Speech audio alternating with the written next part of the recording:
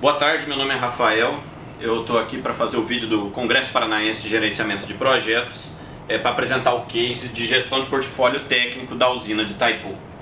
Essa apresentação está um pouco resumida, ela é menor do que a apresentação que vai para o Congresso para couber no tempo de 10 minutos que é do vídeo. Eu vou começar falando um pouco sobre a Itaipu Binacional.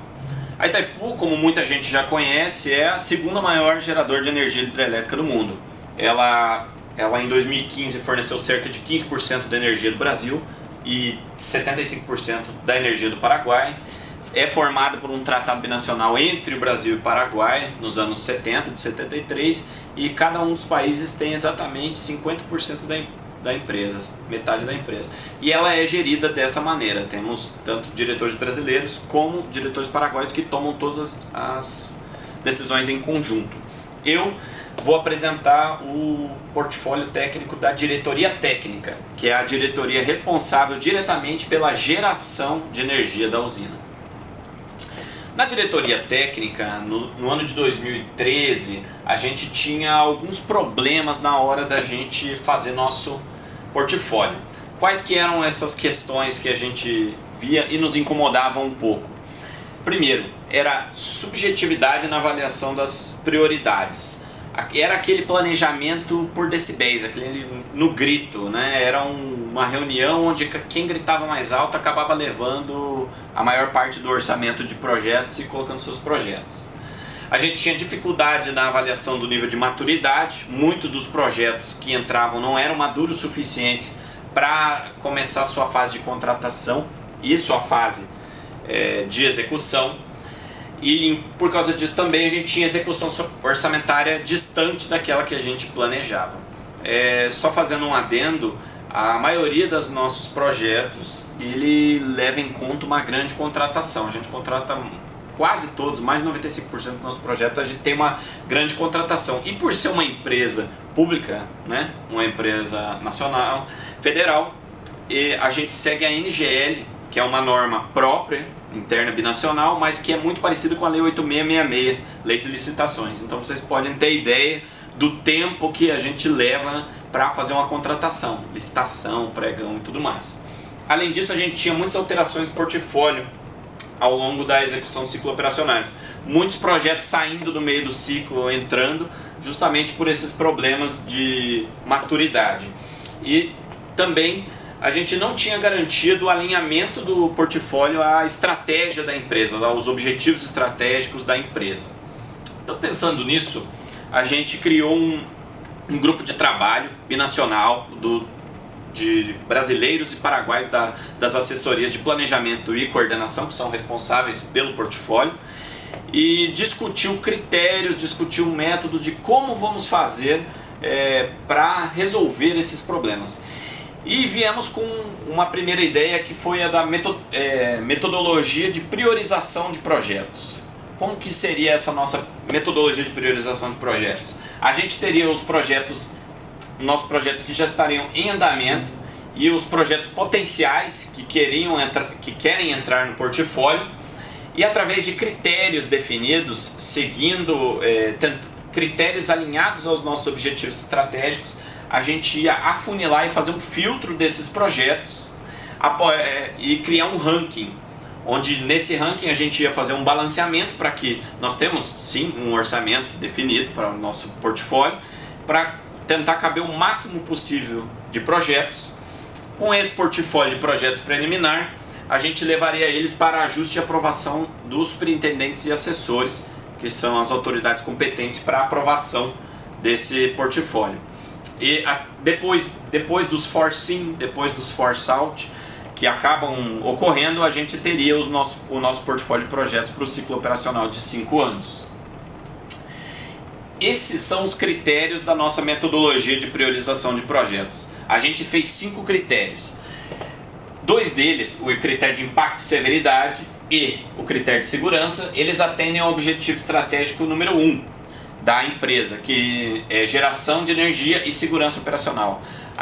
Antes de tudo isso, a gente definiu que a diretoria técnica ela é mais interligada com 3 objetivos estratégicos da empresa, que é o de geração de energia e segurança operacional, o objetivo que fala sobre efetividade de processos e sustentabilidade corporativa. Então, o critério número 3, que é o critério de processos, ele atende ao objetivo estratégico número 5, que fala de processos, e o critério número 4, de sustentabilidade, ao objetivo estratégico número 3, de sustentabilidade. A gente ainda tinha o critério número 5, que é o nível de definição. A gente queria ver quão maduro estava esse projeto para poder começar a sua contratação e a sua execução. Então, esse é um critério passa ou não passa. Está maduro o suficiente para começar a contratar? Vai entrar. Se não está, já vai sair da parte de priorização. Então, esses critérios, o impacto de cedridade, que ele fala dos equipamentos da usina, equipamentos que têm níveis, nível A, nível B, nível C, equipamentos mais importantes, que lidam diretamente com a geração, equipamentos que lidam com a confiabilidade e outras estruturas, estruturas civis, outros equipamentos que não lidam diretamente com a geração, foram divididos para que cada um tivesse um peso diferente.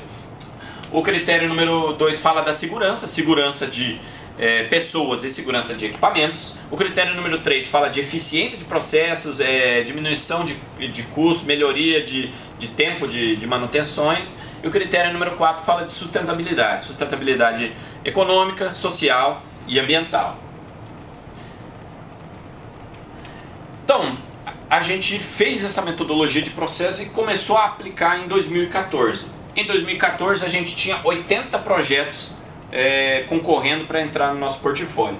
Destes a gente conseguiu encaixar 31 deles, alguns deles já estavam em execução, esses já entram automaticamente no portfólio. Mas no final a gente saiu com 31 projetos para o nosso portfólio para o ano de 2014. Mas, após aplicar essa metodologia, a gente esperava que a nossa execução, a nossa realização física fosse melhor. Mas, mesmo assim, ela ficou menor aquém do esperado, ficou em 42%. Investigando o porquê que ela ficou em 42%, o porquê que não trouxe aquele benefício que a gente pensava que ia trazer, a gente achou dois motivos principais. Um que era a demora na contratação dos serviços e no fornecimento de equipamentos essenciais do projeto. O que acontecia? Mesmo depois daquele critério 5, saber se a documentação está pronta ou não, essa documentação acabava voltando para revisão por outras áreas, impactadas também no projeto, porque depois que ela entrava no portfólio de projetos, esse projeto acabava sendo conhecido por outras áreas e elas também começavam a olhar se elas não iam ser muito impactadas, a dar sugestões, a querer que mude isso, mude aquilo. Então, mesmo depois de estar pronto, eles voltavam para a revisão. E as adequações ou pequenas mudanças de escopo no projeto. Na hora da execução, muitas vezes outras áreas impactadas não estavam a par de todas as coisas do projeto e acabavam pedindo novos requisitos, novas coisas no meio da execução. Então isso levava a aditamento, a revisões, e isso acabava demorando, deixando em hold o projeto e a nossa realização ficando baixa. Então, visto isso, a gente pensou num fórum binacional que a gente chamou de Câmara Técnica. Esse fórum binacional, ele tem representantes de todas as superintendências e todas as assessorias, tanto paraguaios como brasileiros. E esse fórum serve para quê? Para discutir todos os projetos antes que eles cheguem na parte de priorização. Então, todos vão discutir os projetos, todos vão tomar ciência, vão dar suas sugestões em toda a documentação tem que estar pronta para que ela possa partir para a priorização de projetos, para tentar evitar essas surpresas no meio da execução e no meio da contratação. Então a Câmara Técnica, ela visa garantir a comunicação, a integração entre as superintendências, melhorar a robustez e agilidade do nosso processo de planejamento e controle e também suportar a tomada de decisão dos gestores. Quais foram os resultados da Câmara Técnica? A gente teve uma diminuição acentuada no número de projetos que concorriam, que entravam para a parte de priorização. Por quê? Porque eles acabavam ficando presos na Câmara Técnica. Eles só eram liberados para o processo de priorização na hora que eles estavam realmente prontos, discutidos, validados, né? Então, ele diminuiu tanto que não foi necessária a utilização do método de priorização para 2015. Aqui, em 2014, 80 projetos entraram para ser afunilados, para ser priorizados. e em 2015 só 4, porque a Câmara Técnica acabou segurando. Lógico, todo o processo tem um pouquinho de turbulência quando ele inicia, então a Câmara Técnica não foi diferente, até o pessoal pegar o jeito, ver como é que deveria ser feito, fazer as discussões, revisões, tanto que para o portfólio 2016 esse número já aumentou para 18 projetos, e estimamos que agora esse número só tende a aumentar, porque a Câmara Técnica está funcionando em pleno vapor. Então, depois dessas duas práticas, que conclusões a gente viu? Quais os benefícios que a gente percebeu?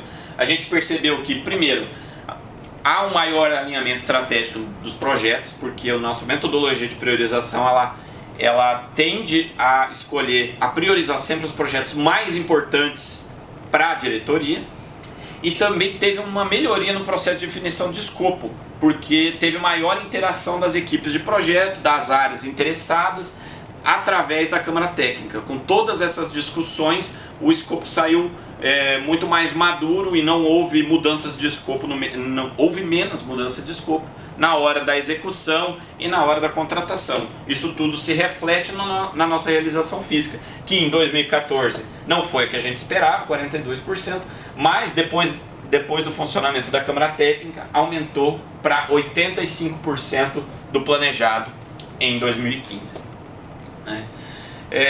Muito obrigado, esse é um resumo da apresentação, né? Eu falei rápido algumas coisas, espero estar podendo participar do Congresso Paranaense para que possa mostrar com um pouco mais de detalhes aí o nosso case e as nossas práticas. Muito obrigado.